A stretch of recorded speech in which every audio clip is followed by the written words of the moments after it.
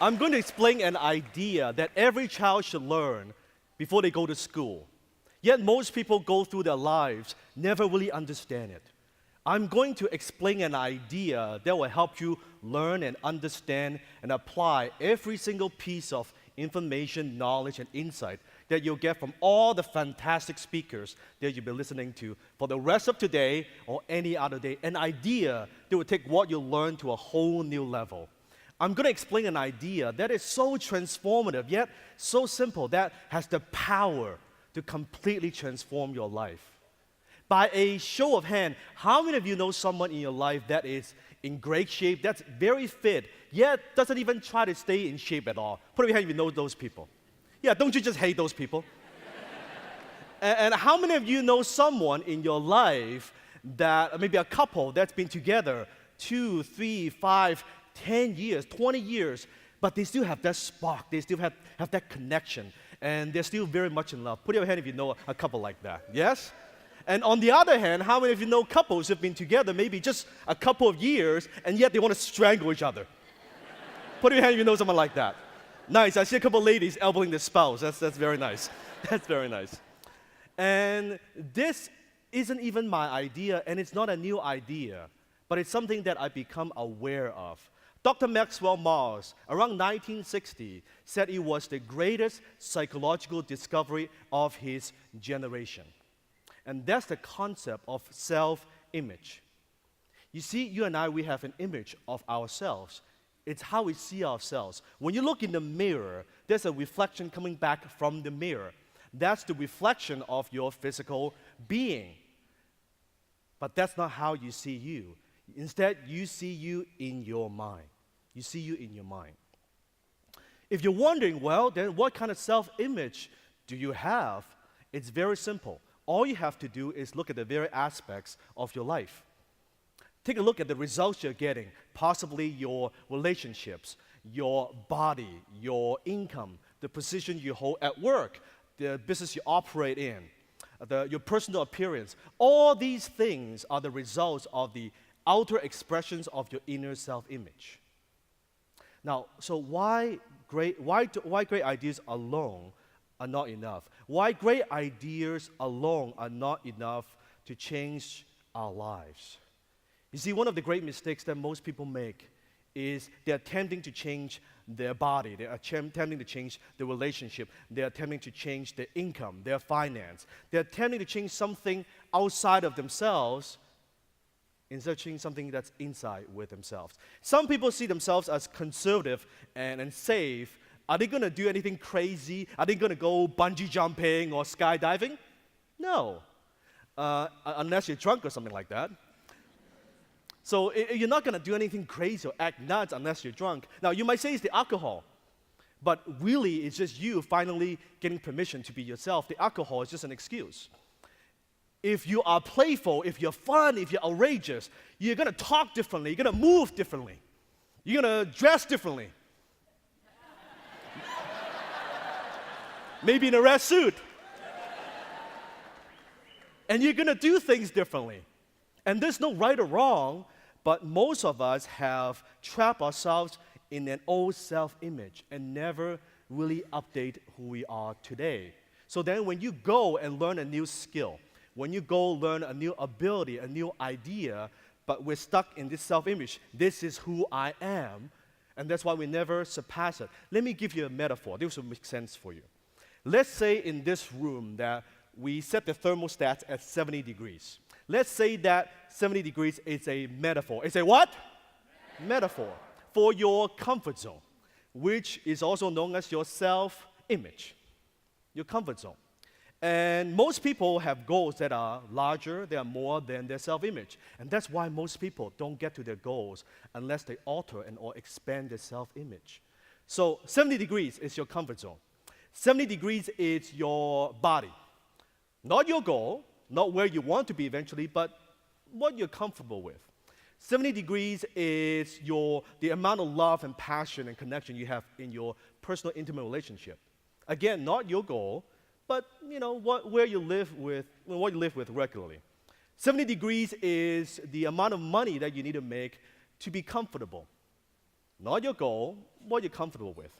Let's say the temperature drops to 65 degrees. Now what happens is your brain goes, hey, I'm a 70-degreer, not a 65. The heater's kicked on, you feel there's a drive and there's this urge and you want to do something about it. By show of hand, how many of you ever experienced part of life, maybe your body, maybe your income, maybe your relationship, where it dropped and you felt it's not good enough and you felt this incredible drive to do something about it, yeah? Put that way up and say, oh yeah. Oh yeah. And from there, and you try something and it doesn't work, and you try something else and it doesn't work, and you try something else and it doesn't work. Now, after a while, nobody wants to be a disappointment. No one wants to feel like a failure in their lives. So what some people do is they lower the thermostats. They lower their expectations. They make their goals smaller, more realistic, more reasonable. Don't get your hopes up or you'll be disappointed. Well, maybe not. I'm not a 70-degreer. Maybe I'm a 65-degreer. Look at those 70-degree people. So arrogant. So full of themselves. They're probably workaholics anyway. I'm being smart. I'm cutting back. I'm downsizing. I don't want to burn myself out. I want to have more balance in my life. Now, before you know it, they're at 62. Then they're at 58. Now, by the way, when they're at 58, do they hang around with 70-degree people? No! They hang around with 50-degree people. So they feel better about themselves on a regular basis. Why do you think people watch reality TV?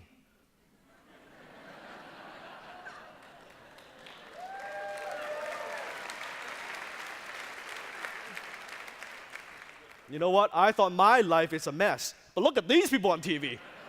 Instantly, you feel better about yourself. Now, but you're at TEDx, obviously. You're not like that. You're an overachiever, yes? You're an overachiever. So when it's supposed to be at 70 degrees, you're at 65, what do? You do something about it, yes? You don't settle. You try it, you try something else, it doesn't work. You try something else, it doesn't work. You try something else, it doesn't work. You don't settle. You don't give up, and you don't give in. If you hit a wall, you go around it, you go over it, you go under it, whatever it takes, you do it. And do you stop at 70 degrees? No. You keep going until you hit 80, 85, 90, 91, 92, 93, 99 degrees, and your brain goes, hey, what do you think you're doing up here? You're not a 90-degreer. Who do you think you are? Get back to where you were. And suddenly you realize you're outside of your comfort zone. And then the heater stops and you lose your drive. And you begin to self-sabotage yourself. And you stop doing what got you there in the first place, and you start doing some dumb things. Making some dumb decisions.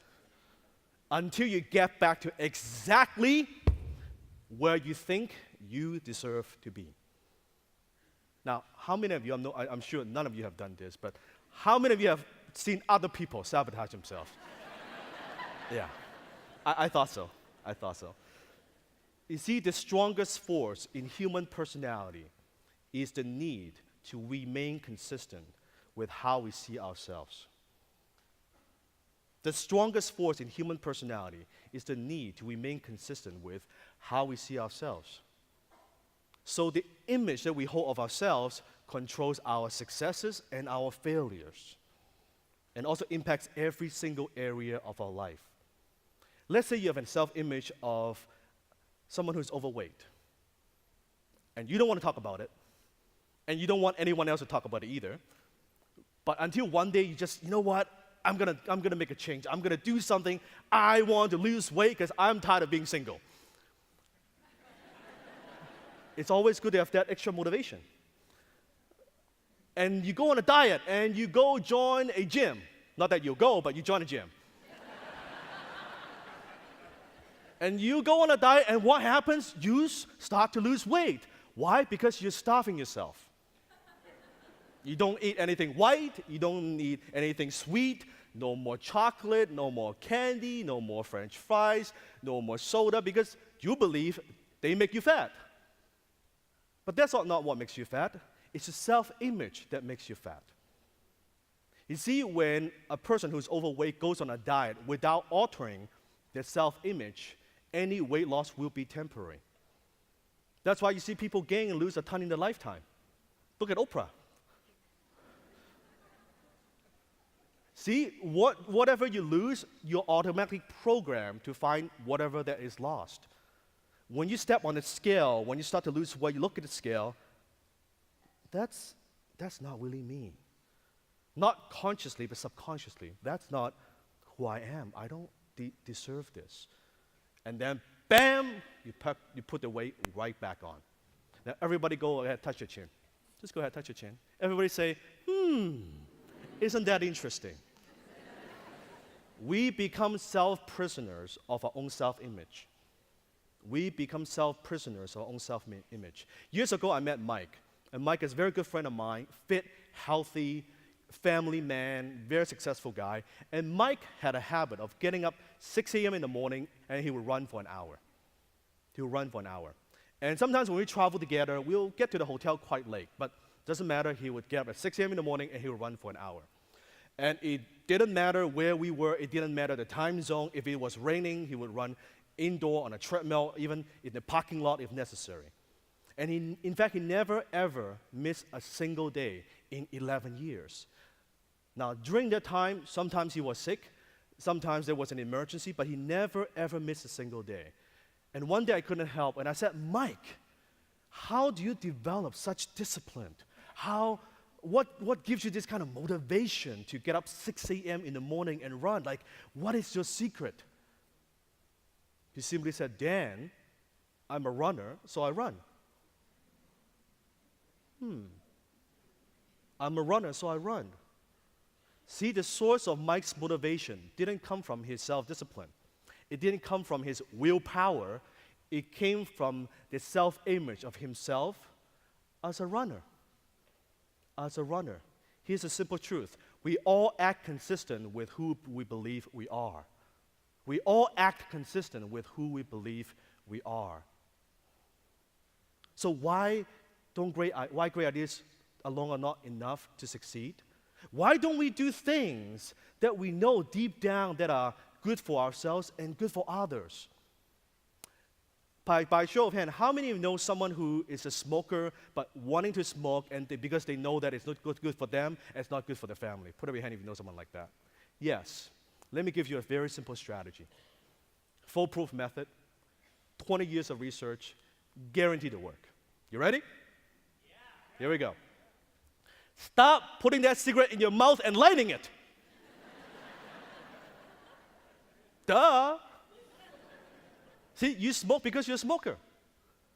Makes sense, doesn't it? But you weren't born a smoker. In fact, I guarantee you the first time you smoke, your body probably rejected it. And you probably cough. But your friend said, hey, dude, just keep smoking. You'll get used to it. And you did.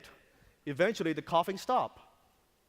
And you got so good that you couldn't help, you stopped yourself from smoking. We all act consistent with who we believe we are. Now, why am I sharing this with you?